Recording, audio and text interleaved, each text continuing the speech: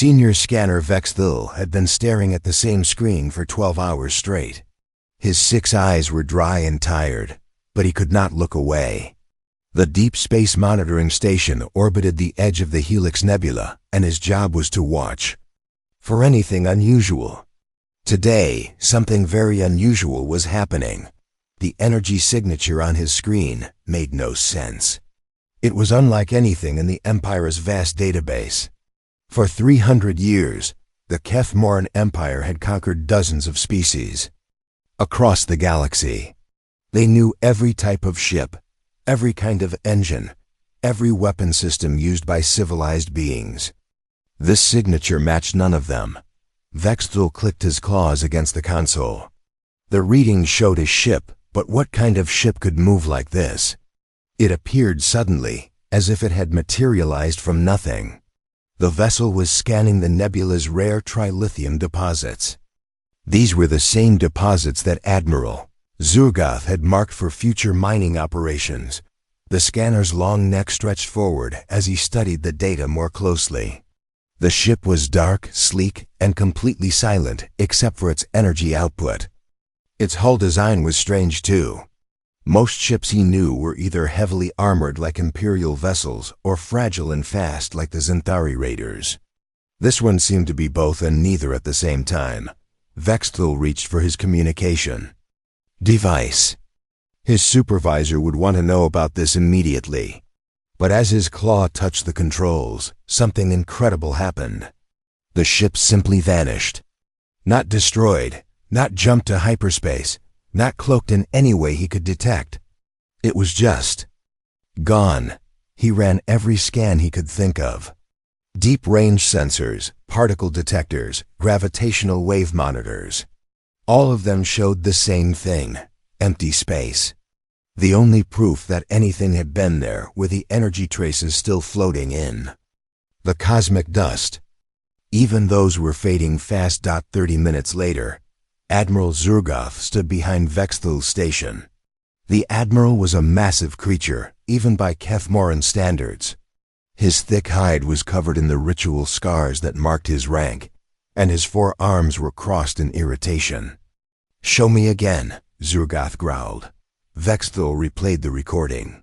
The Admiral watched in silence as the unknown ship appeared, conducted its scans, and disappeared. When it was over, Zurgoth stared at the screen for a long time. "Analysis?" The Admiral asked. "Unknown configuration, sir. The hull design matches no known species in our database. The energy signature is completely new. Whatever powered that ship, it is not any technology we have encountered before. Could it be a new Xanthari design? Or perhaps the Moldari have developed something?" Vexthil shook his head. "No, sir. I have seen every Xanthari ship class, and they all use plasma cores. This was something else entirely. The Moldari use bioships that leave organic traces. There were no organic readings at all." Admiral Zurgoth walked to the large viewing window that looked out into space. The Helix Nebula stretched before them, its purple and gold clouds hiding treasures that could fuel the Empire for centuries. Someone had been looking at those same treasures, and that someone was not supposed to be there. "Dispatch Patrol Fleet 7, he ordered. "I want a full sweep of that sector. If there is a ship out there, I want it found." "Yes, sir, but Admiral... Vexthil hesitated. "Speak." "The readings suggest the ship might not be from this dimension. The energy patterns were... wrong somehow. As if the ship existed partially in our space and partially somewhere else." Zurgoth turned to look at the scanner. In all his years of conquest, he had never heard such a claim. Ships were either in normal space or they were not.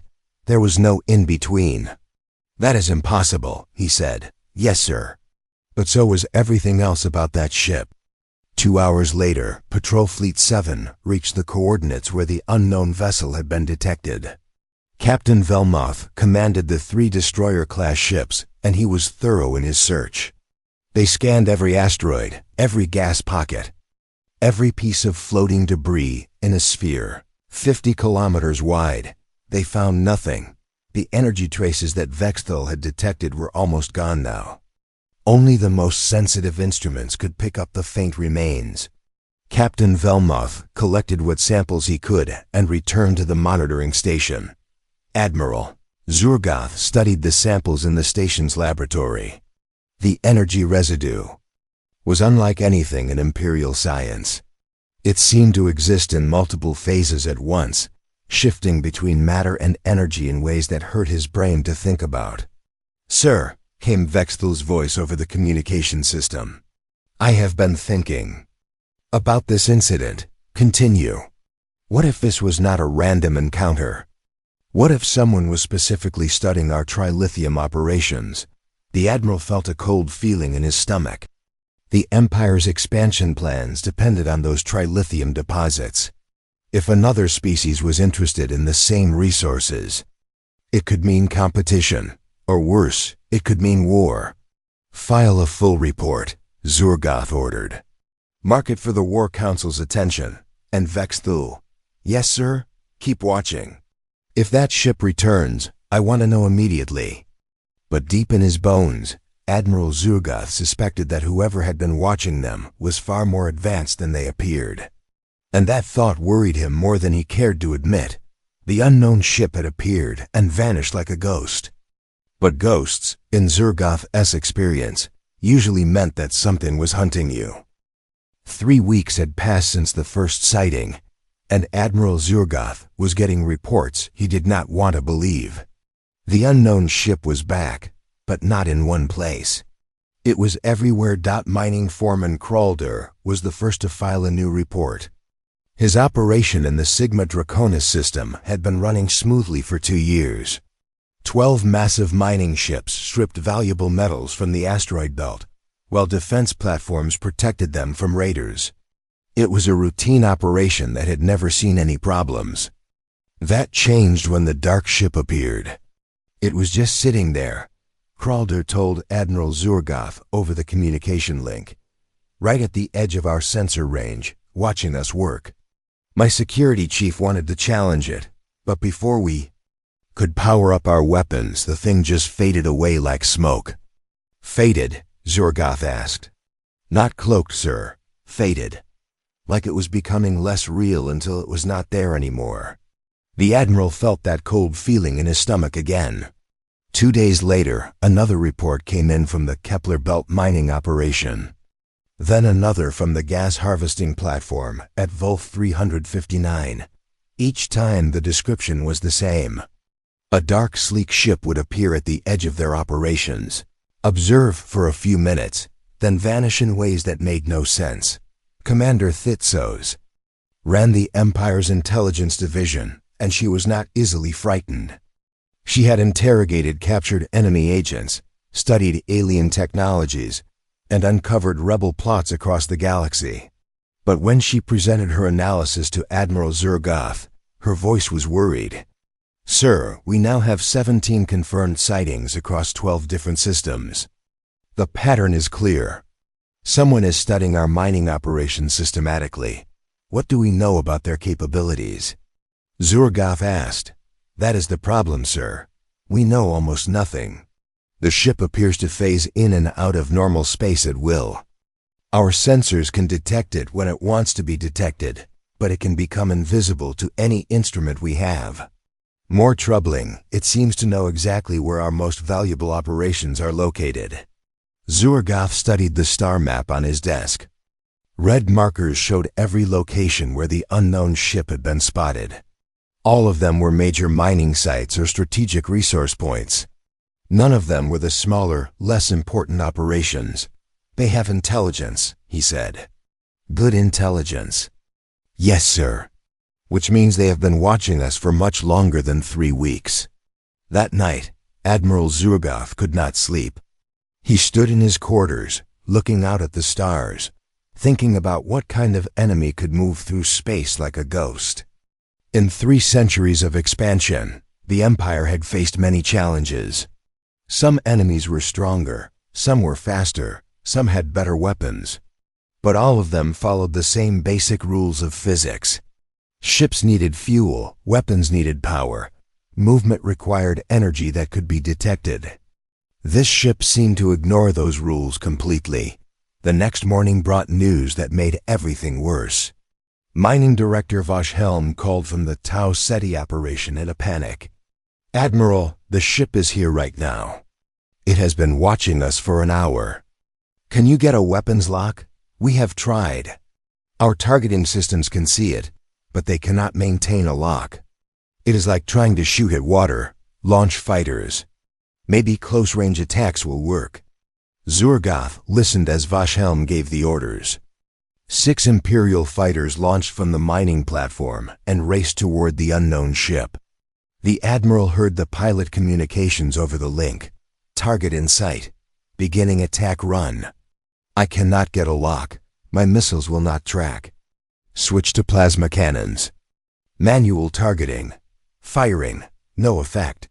The beams are passing right through it. It is starting to fade again. All fighters concentrate fire on that position. It is gone, sir. Just gone." Admiral Zurgoth closed the communication link and sat in silence. An enemy that could not be targeted, could not be hit, and could disappear at will was not an enemy that could be fought with. Normal methods. He called an emergency meeting with his senior staff. Captain Genrak commanded the fleet's destroyers. Commander Yulthis ran strategic planning. Colonel Mordith controlled ground forces. All of them were experienced warriors who had served the Empire for decades. "What are we dealing with?" Zurgoth asked them. "A scout ship," said Captain Genrak. "Someone is preparing for an invasion and gathering intelligence first." "A dimensional being," suggested Commander Yulthis. "Some species we have never encountered that exists partially in our universe and partially in another."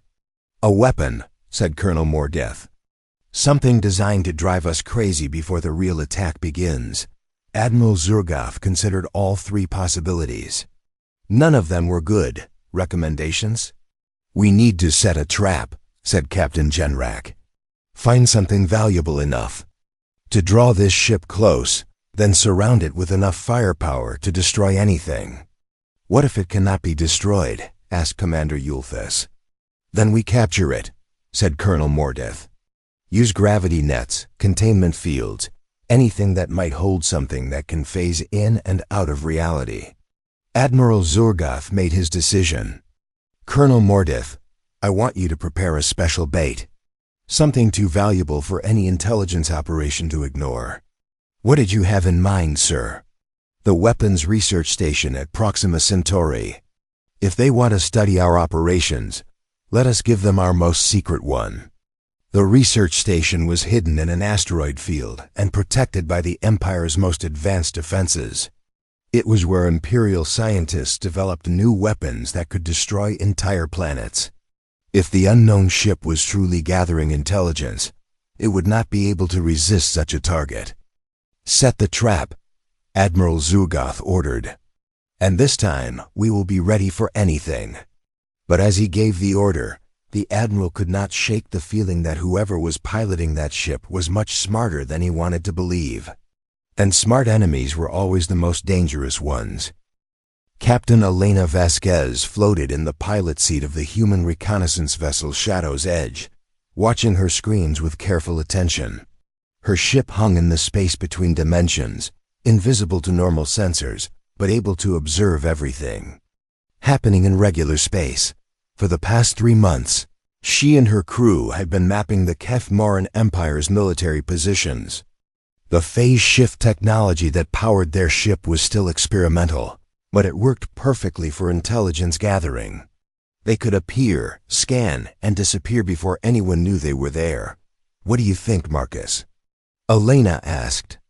Her science officer, Lieutenant Marcus Cheen, studied his readings from the pilot seat behind her. "Looks like another mining operation. Pretty standard setup. 12 cargo ships, basic defense grid, nothing too interesting." Elena frowned. Something felt wrong about this one.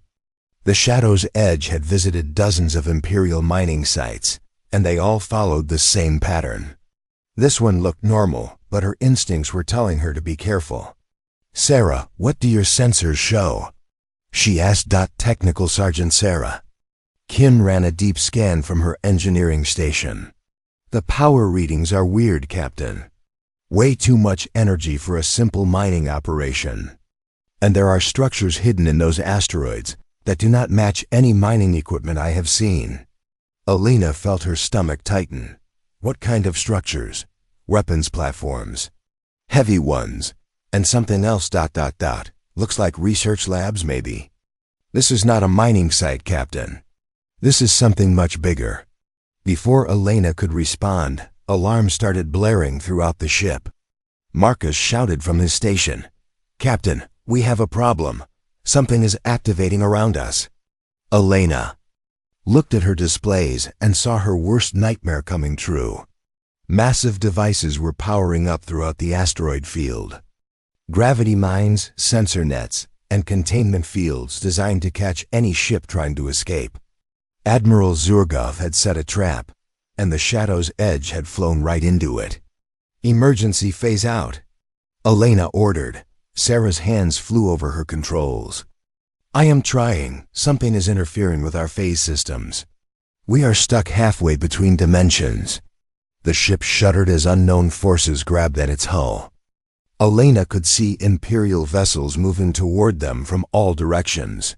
Destroyers, cruisers, and fighters swarmed out of hidden positions like angry hornets. Status report, Elena called. Phase drive is locked up, Sarah reported.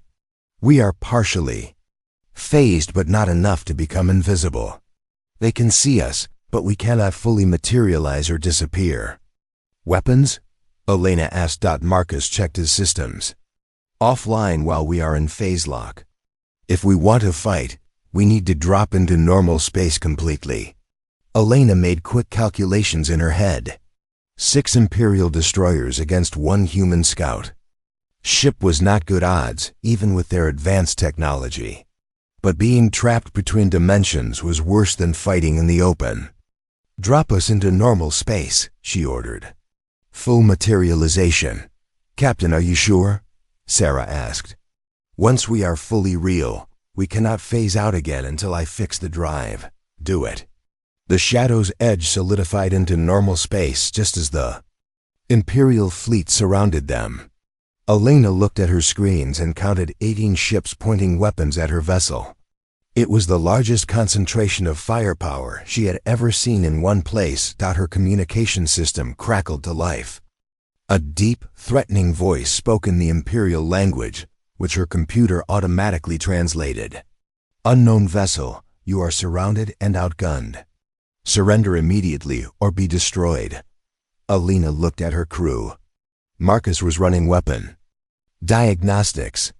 Sarah was already working on the phase drive repairs. Both of them were calm and professional, even facing impossible odds. This was why she was proud to serve with humans. When things got bad, they got creative. Marcus, how long do you need to map their fleet positions and communication networks? If I can access their systems directly? Maybe 20 minutes. But Captain, they are not going to give us 20 minutes. Sarah, can you plant monitoring devices in their computer networks if Marcus gets you access? Absolutely. I can install surveillance programs that will let us track their entire military for months. Elena smiled. Admiral Zurgov thought he had caught a spy in his trap. He had no idea that he was about to give the humans access to every secret the Empire had. Open a communication channel, Elena ordered. Captain, what are you doing? Marcus asked, something no Imperial commander will expect. I am going to talk to them. The communication channel opened, and Elena found herself looking at Admiral Zurgov's massive face on her screen. The Imperial commander looked confused and angry at the same time. Who are you? He demanded. What species do you represent? Elena put on her friendliest smile. Hello there. I am Captain Elena Vasquez of the human ship Shadow's Edge. Please do not be alarmed. We come in peace. Admiral Zurgov stared at her for several seconds. In 3 centuries of expansion, no enemy had ever responded to capture by introducing themselves politely. Most species either attacked immediately or begged for mercy. This small creature with strange pale skin and dark hair was doing neither. Human? Zorgoth said. We have no record of any species called humans in our database. Oh, that makes sense, Elena said cheerfully. We have been very careful to stay hidden until now. But your empire has been expanding toward our space. So we decided it was time to introduce ourselves. While she talked, Elena was making subtle hand signals to her crew. Marcus began hacking into the Imperial communication networks. Sarah started preparing surveillance viruses to plant in their systems. You are spies, Admiral Zorgoth accused. Well, yes, Elena admitted with a laugh, but friendly spies. We just wanted to learn about your civilization before making formal contact. You have a very impressive empire, by the way. Your technology is quite advanced. Admiral Zorgoth did not know what to make of this strange creature who acted like being captured was just a minor inconvenience, and while he tried to figure out what was happening, the humans were stealing every secret his empire had. Admiral Zorgoth stared at the human female on his screen and felt completely lost. In all his years of military service, he had never encountered anything like this situation. Enemy ships were supposed to fight or surrender. They were not supposed to chat like old friends. You seem confused, Captain Vasquez said with a warm smile. Is this your first time meeting humans? We probably do things differently than other species, you know. You are surrounded by 18 warships, Admiral Zorgoth said slowly. Your vessel is small and alone. Why are you not afraid? Elena laughed, and the sound was strange to Imperial ears. Oh, I am definitely nervous. But being afraid would not help right now. Besides, you seem like reasonable people. I am sure we can work something out. Behind the Admiral, Commander Thitsos whispered urgently in his ear. Sir, this behavior makes no sense. Either they are incredibly brave or incredibly stupid. Neither option is good for us. Elena continued talking as if she had not heard the whispered conversation. Your ships are really impressive, by the way. Those destroyer-class vessels must pack serious firepower. And your formation shows excellent tactical thinking. You clearly know how to run a military operation. Admiral Zorgoth felt a strange warmth of the compliment, then immediately became suspicious. You are trying to distract us. Not at all, Elena said. I genuinely admire good craftsmanship when I see it. Your empire has obviously spent a lot of time perfecting its military technology. How long did it take you to develop those gravity mines? The design is really clever. While Elena kept the Admiral talking, Marcus worked frantically at his station. The Imperial communication networks were surprisingly easy to penetrate. The Kethmorans had focused so much on building powerful weapons that they had ignored computer security. Their military databases were protected by encryption that human technology could break in minutes. Captain, Marcus whispered, I am in their main communication grid. Sarah can start uploading now. Sarah's fingers danced across her keyboard as she planted surveillance programs throughout the Imperial network. Each program was designed to hide itself and report back to human intelligence.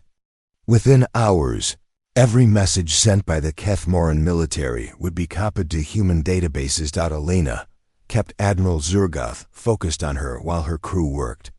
I have to ask, how do you coordinate between so many different ship classes? The logistics must be incredible. Do you use a centralized command system or more of a distributed network? Why do you want to know? Zorgoth asked suspiciously. Professional curiosity, Elena said. I am a ship captain too, and I am always interested in how other militaries solve complex problems. Your fleet coordination is really smooth. Much better than some species we have encountered. The Admiral found himself oddly pleased by her praise. Most enemies either insulted the Empire or begged for mercy. This human seemed genuinely interested in their capabilities. We use a hierarchical command structure, he found himself saying. Each ship reports to a squadron leader who reports to a fleet commander who reports to sector command. That makes sense for maintaining discipline, Elena agreed. But how do you handle rapid response situations? Does information have to go all the way up the chain before decisions can be made? Admiral Zurgoth realized he was having a detailed conversation about Imperial military structure with a captured enemy agent. This was exactly the kind of information that spies wanted to learn. But the human seemed so friendly and interested that he had started answering without thinking. Commander Thitsos grabbed his arm. Admiral, she is gathering intelligence. This entire conversation is an interrogation technique. Elena heard the whispered comment and smiled even brighter. Your intelligence officer is very sharp.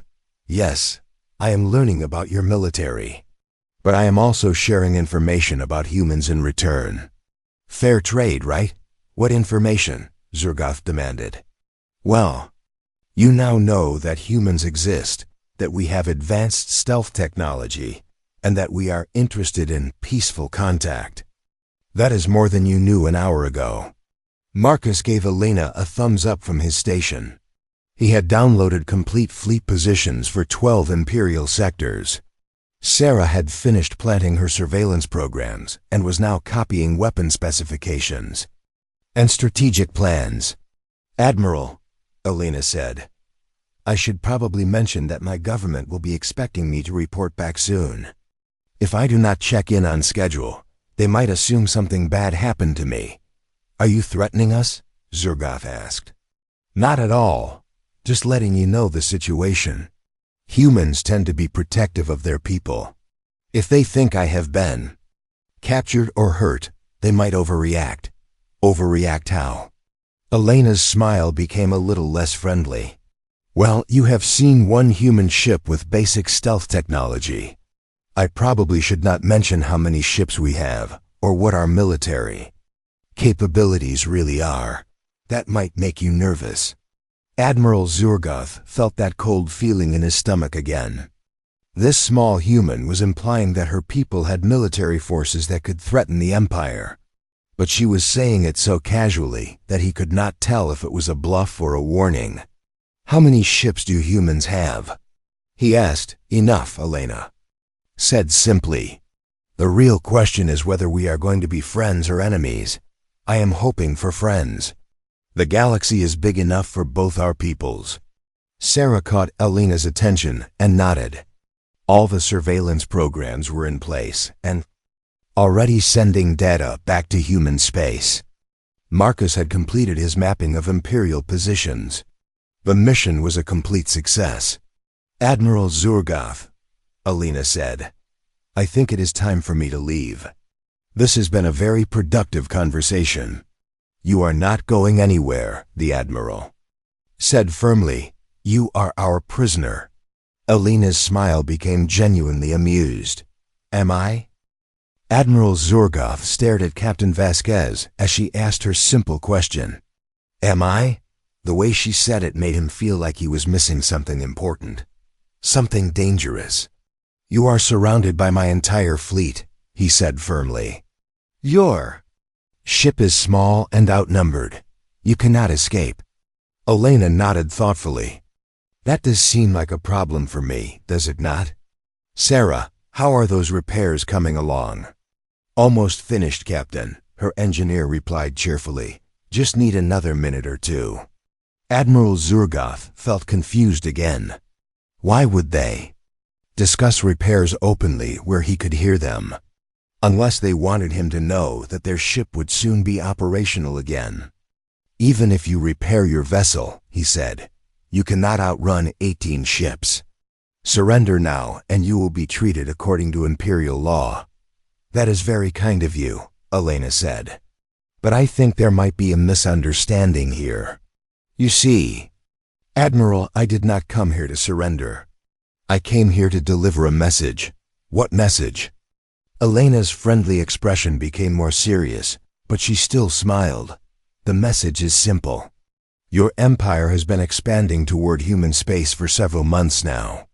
That expansion needs to stop." Admiral Zurgoth laughed, a deep rumbling sound that echoed through his command bridge. "You are in no position to make demands, human.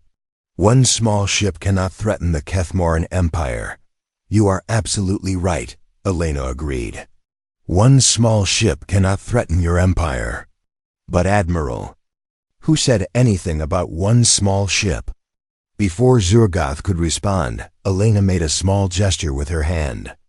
Marcus pressed a button at his station, and suddenly every screen on every Imperial ship went dark for exactly 3 seconds.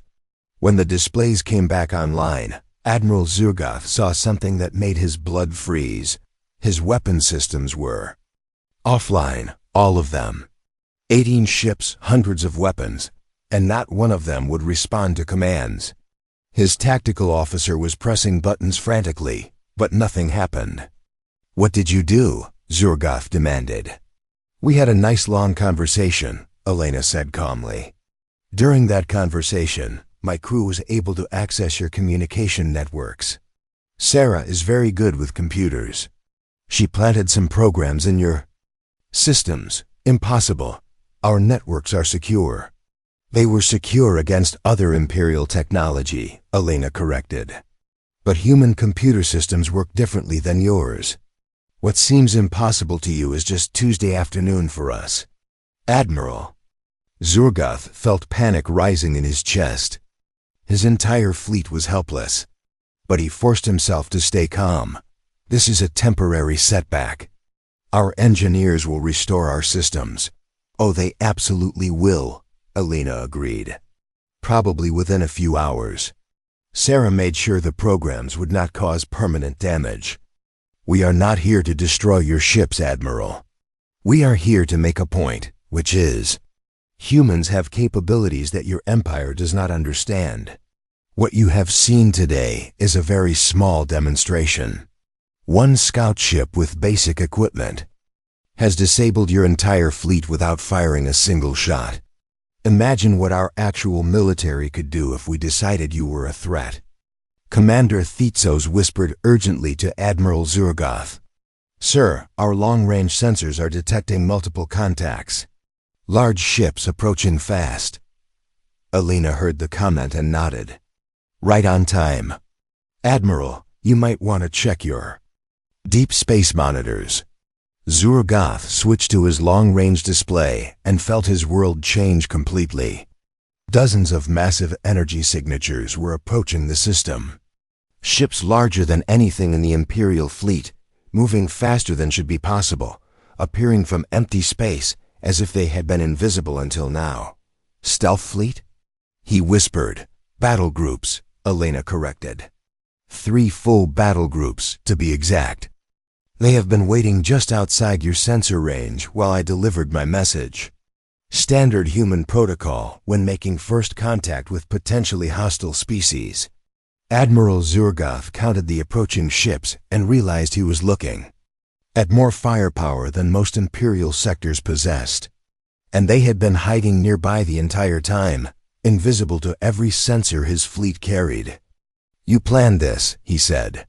"Of course we planned this," Elena replied. "Humans have been watching your empire for months, Admiral. We know your fleet positions, your strategic plans, your military capabilities. We know everything about you, while you knew nothing about us. That is not an accident.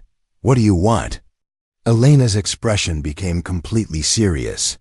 "We want your empire to stop expanding toward human space. Draw a line at your current borders and stay behind it. In return, humans will not interfere with your operations in any other direction. And if we refuse, then those battle groups will establish a defensive perimeter that your empire will never be able to cross. Every ship that tries will simply disappear. Every military installation within 50 light-years of human space will go offline just like your fleet did today." Admiral Zurgoth studied the human captain's face and realized she was not bluffing. Everything she had said was true. Her people had superior technology, better intelligence, and military forces that could appear and disappear at will. "You could have destroyed us," he said quietly. "Yes," Elena agreed, "but destroying your fleet would have started a war. Wars are expensive and people get hurt. Much better to have a conversation like civilized beings." "This is not a conversation. This is a threat." "It is both," Elena said with her friendly smile returning. "The best diplomacy always is." Sarah called from her station. "Captain, phase drive repairs are complete. We can leave whenever you are ready." Elena stood up and straightened her uniform. "Admiral Zurgoth, it has been a pleasure meeting you. I hope our peoples can be friends in the future. But just remember what happened here today. The next human ship you encounter might not be as talkative as I am." The shadow's edge began to shimmer and fade as its phase drive activated. Admiral Zurgoth watched helplessly as the human vessel became transparent and then vanished completely. His communication officer spoke quietly. "Sir, the unknown ships are also disappearing. Long-range sensors show them phasing out of normal space." Admiral Zurgoth sat in his command chair and stared at empty space. In less than an hour, everything he thought he knew about Imperial power had been proven wrong. Somewhere in the galaxy was a species that could appear and disappear at will, disable entire fleets without firing a shot, and had been watching the Empire's every move. The unknown ship had appeared and vanished. But now Admiral Zurgoth knew exactly what had hit them, and he knew the Empire would never dare to find out what else humans were capable of.